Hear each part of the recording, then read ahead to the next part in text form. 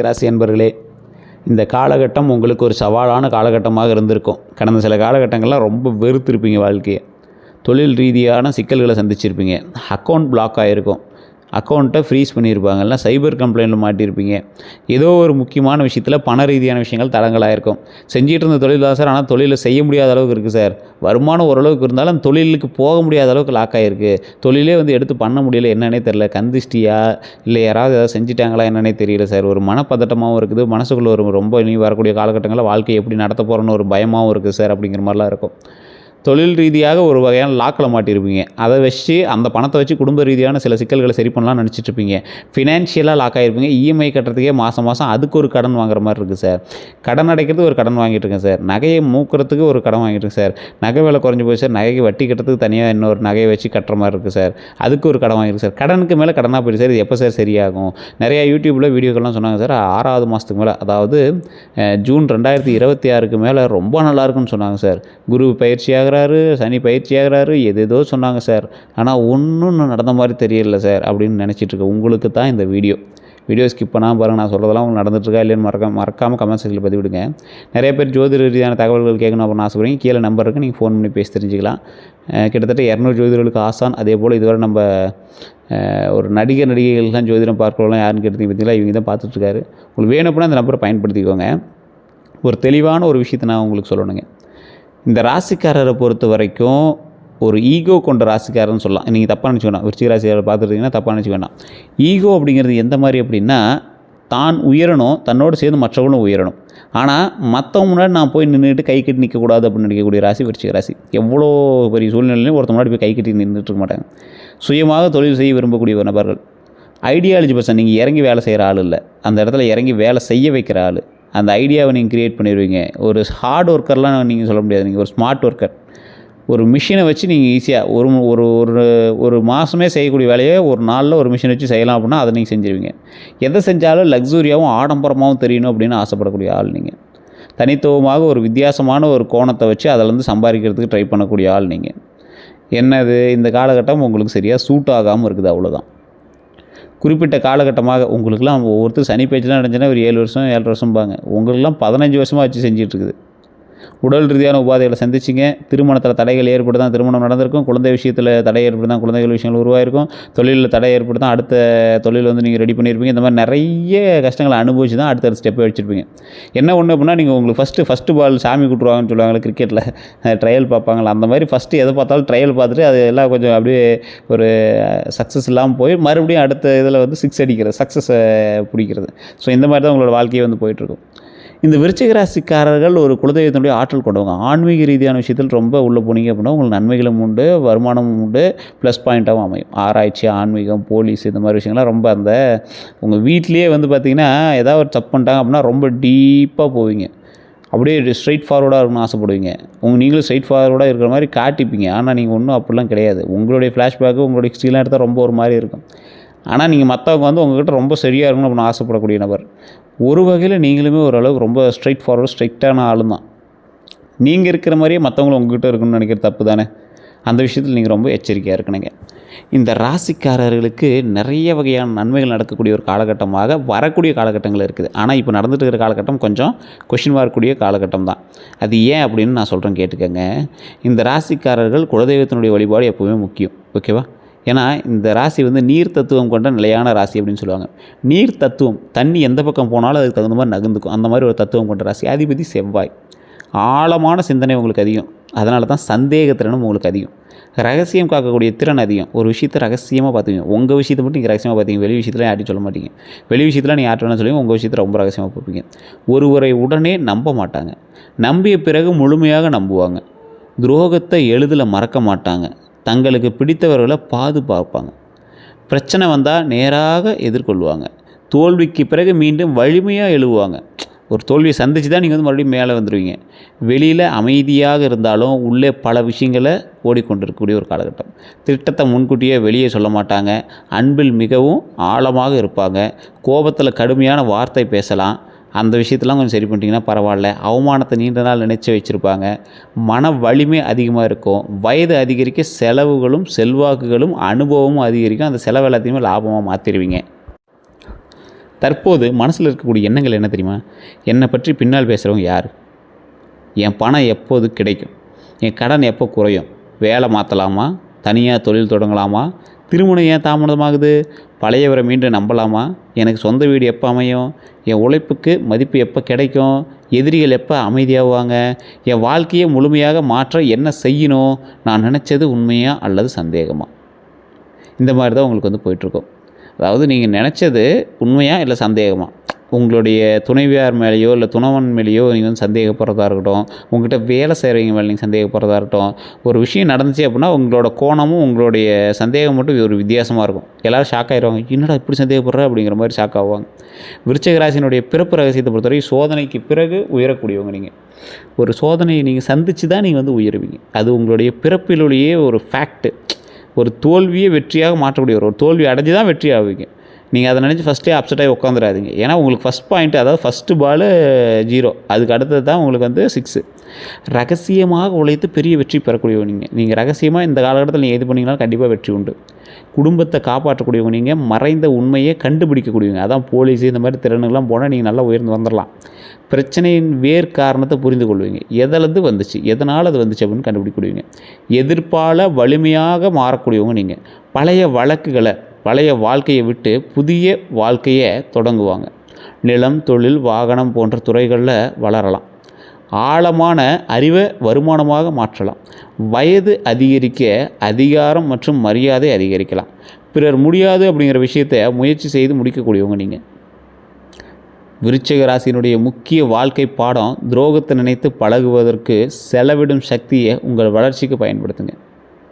துரோகத்தை நினச்சி பழி வாங்குவதற்கு செலவிடும் சக்தியை, ஒரு எக்ஸாம்பிளுக்கு உங்களுக்கு செஞ்ச துரோகத்தை நினச்சி அவனை பழி வாங்கணுன்னே நினச்சிட்டு இருக்கிற சக்தியை உங்கள் வளர்ச்சியை பயன்படுத்துங்க. அது உங்கள் வளர்ச்சிக்கு தேவையான விஷயத்தை பயன்படுத்துங்க. விருச்சிக ராசியின் பலமான குணங்கள் அப்படின்னா மன வலிமைங்க. பெரிய கஷ்டத்தையும் தாங்குவாங்க. துன்பத்தை வெளியில் காட்ட மாட்டாங்க. தோல்விக்கு பிறகு மீண்டும் எழுவாங்க. கடின இலக்கையும் கைவிட மாட்டாங்க. தைரியம் அப்படின்னா அநியாயத்தை எதிர்ப்பாங்க. பிரச்சனையை நேராக சந்திப்பாங்க. குடும்பத்தை பாதுகாப்பாங்க. கடினமான முடிவை எடுக்க தயங்க மாட்டாங்க. உள்ளுணர்வை பொறுத்த வரைக்கும் ஒருவரினுடைய நோக்கத்தை கவனிப்பாங்க. பொய் பேசுபவரை விரைவாக உணரலாம். மறைக்கப்பட்ட விஷயத்தை கவனிப்பாங்க. சூழ்நிலையின் ஆழத்தை புரிந்து கொள்வாங்க. ரகசியம் அப்படின்னா திட்டத்தை முன்கூட்டியே சொல்ல மாட்டாங்க.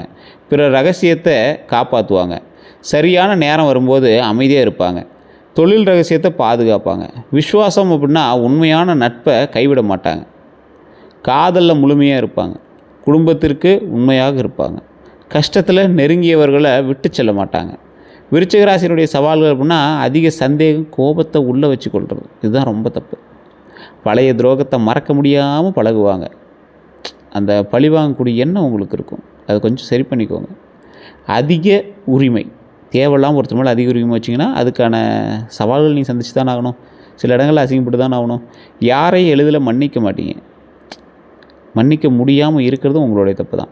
ஒவ்வொரு விஷயத்திலும் மறைக்க அர்த்தம் தேடுவது. மனதில் உள்ளதை வெளியில் சொல்லாமல் இருக்கிறது. சிறிய பொய்யையும் பெரிய துரோகமாக நினைக்கிறது. கட்டுப்படுத்த முயற்சிப்பது. கோபத்தில் கடுமையாக வார்த்தை பேசுவது. உடல்நலம் மற்றும் ஓய்வு அலட்சியம் செய்கிறது. தவறானவர்களுக்கு அதிக நேரம் செலவிடுவது. முக்கிய சவால் என்ன தெரியுமா? ஒருவர் உங்களை ஏமாற்றியதால் எல்லாரையும் அதே மாதிரி இருப்பாங்க அப்படின்னு நினைக்கக்கூடாது.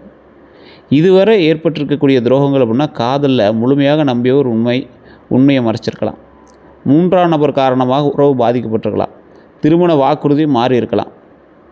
உங்கள் அன்பை கட்டுப்பாடு அப்படின்னு கூறியிருக்கலாம். உங்கள் பணம் மற்றும் வசதியை பயன்படுத்தியிருக்கலாம். உங்கள் ரகசியத்தை வெளியே கூறியிருக்கலாம். நீங்கள் அதிகம் விட்டு கொடுக்கும் மதிப்பு கிடைக்காமல் போயிருக்கலாம். நண்பர்களிடம் தேவையான நேரத்தில் மட்டும் தொடர்பு கொண்டு இருக்கலாம்.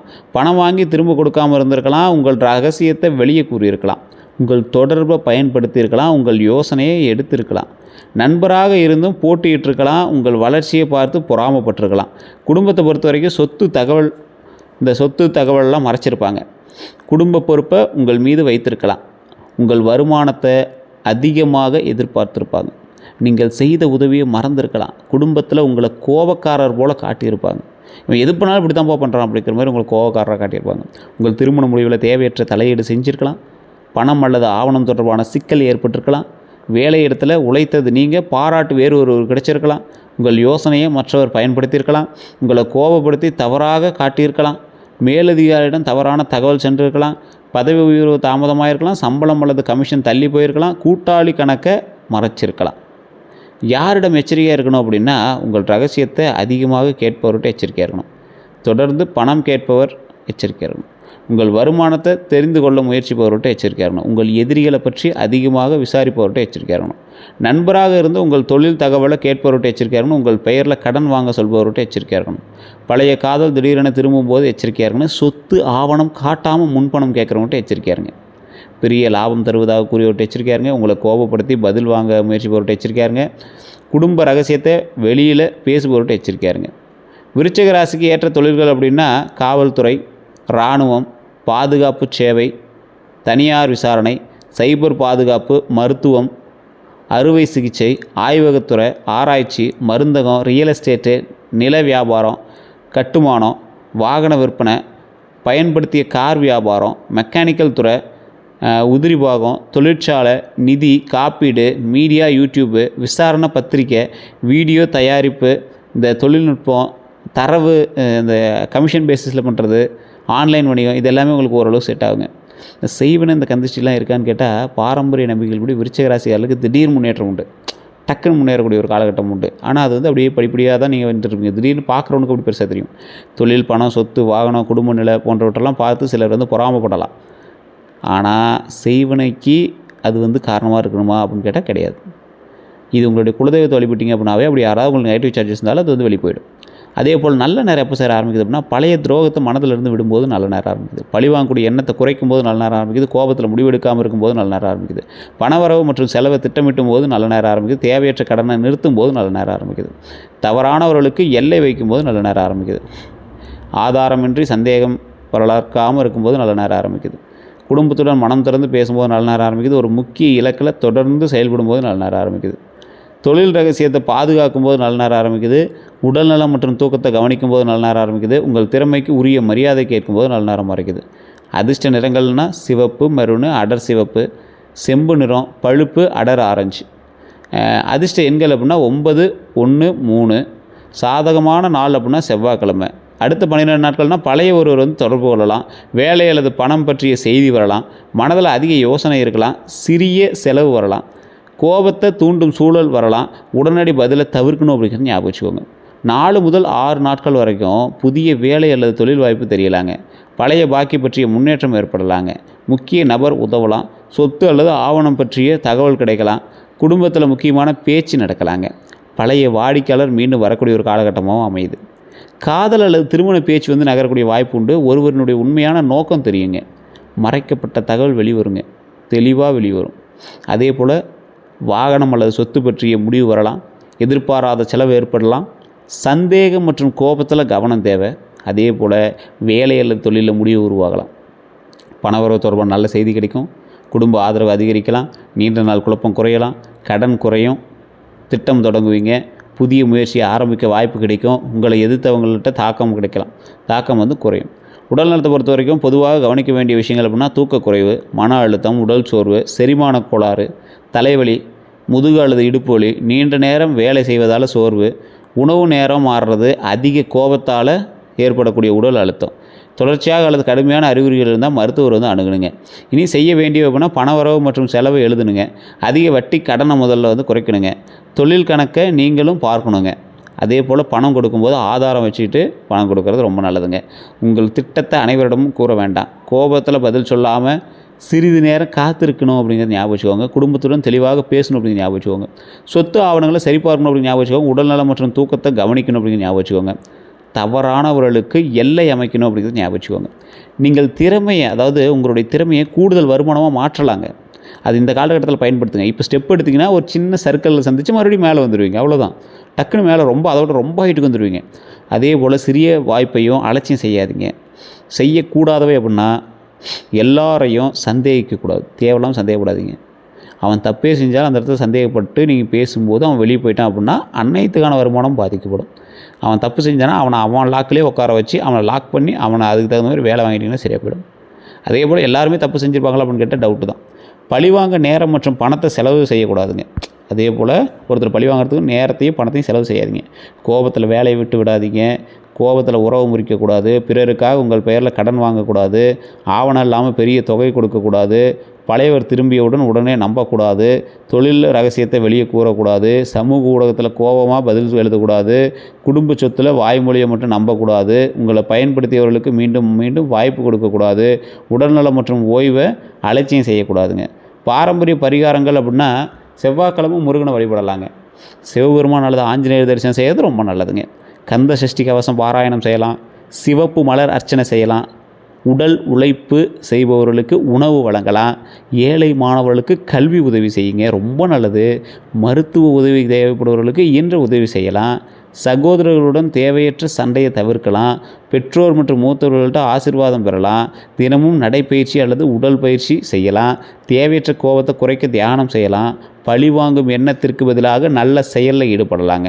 விருச்சிக ராசியினுடைய வாழ்க்கை ரகசியம் அப்படின்னா உங்களை உடைத்த அனுபவங்களே உங்களை மற்றவர்களில் எளிதில் உடைக்க முடியாத மனிதர்களாக மாற்றலாங்க. உங்களை டக்குன்னு ஒரு மாதிரி டவுன் பண்ணிச்சில ஒரு விஷயம், அந்த விஷயத்துலேயே நீங்கள் ரொம்ப எக்ஸ்பர்ட்டாக மேலே நிற்பீங்க. தோல்விக்கு பிறகு மீண்டும் எழக்கூடியவங்க நீங்கள். துரோகத்தை அனுபவமாக மாற்றக்கூடியவங்க நீங்கள். மறைந்த உண்மையை கண்டுபிடிக்கக்கூடியவங்க நீங்கள். ரகசியத்தை உழைத்து வெற்றி பெறக்கூடியவங்க நீங்கள். ரகசியமாகவே உழைத்து வெற்றி பெறக்கூடியவங்க நீங்கள். குடும்பத்தை பாதுகாக்கக்கூடியவங்க நீங்கள். தொழிலில் பெரிய மாற்றத்தை உருவாக்கக்கூடியவங்க நீங்கள். நிலம் மற்றும் சொத்து மூலமாக உயரக்கூடியவங்க நீங்கள். பிரச்சனையை தீர்க்கும் திறனால் வருமானம் பெறக்கூடியவங்க நீங்கள். சிறிய வாய்ப்பை பெரிய வெற்றியாக மாற்றக்கூடியவங்க நீங்கள்.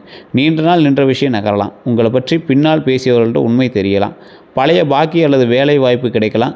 தேவைக்காக மட்டும் பழகியவர்கள் விலகலாம். உங்கள் மனநிலை, தைரியம், ரகசியமாக உழைக்கும் திறன் மற்றும் பிரச்சனையை தீர்க்கும் திறன் வருமானமாக மாறலாம். பணம் வந்தவுடன் முதல்ல கடன் மற்றும் சேமிப்பை கவனிங்க. பழைய காதல் அல்லது நண்பர் திரும்பினாலும் வார்த்தையை விட செயல்களை கவனிங்க.